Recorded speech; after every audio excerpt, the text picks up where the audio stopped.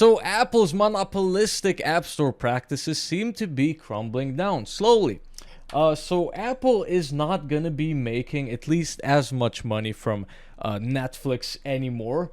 So basically, this is a pretty big deal. So the Netflix iOS app has received an update to where you can get a subscription. You can pay for your subscription outside of Apple's own ecosystem, outside of their own payment processor. And this is a really big deal because until now, until very recently, you couldn't really do this. You see, Apple's guidelines would basically say if there are any microtransactions, be it subscriptions, one-time purchases, anything like that, for any app on the App Store, it had to go through Apple's own payment processor, and Apple would take a 30% cut of that. And, the thing is, you could not advertise to users that they could purchase the subscription somewhere else, and you had to offer the same price to the users, which it can be very problematic for depending what you do. Let's say you have some sort of a service, some sort of an application,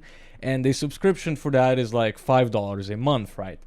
And that's, you offer the $5 a month like everywhere, your own website, on Android, wherever. But now, if you do this on the iOS App Store, you also have to offer it at the same price, but you also have to give a 30% cut to Apple, which is very significant.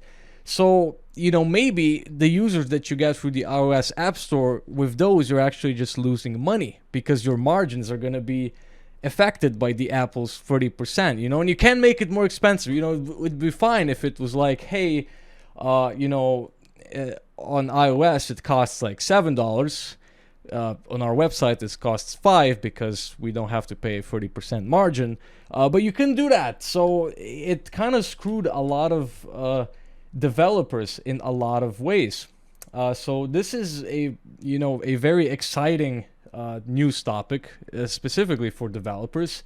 And this is basically thanks to a whole bunch of various governments around the world, like South Korea, for example, really just shaking down big tech. And the really interesting stuff is going to happen when EU's Digital Markets Act legislation will be passed. So this would force Apple to allow the use of third-party payment processors, and apparently Google is already preparing for that, because Google also has pretty much the same thing going on, but not to the same extent as Apple. So very exciting. This is super great for developers because, well, they can either make more money or they can offer more reasonable prices. The users, us, we're basically going to be the ones benefiting. And I mean, Apple makes enough money through their App Store anyways. If you look at how much money they actually make, they're not in trouble, basically, is what I'm trying to say.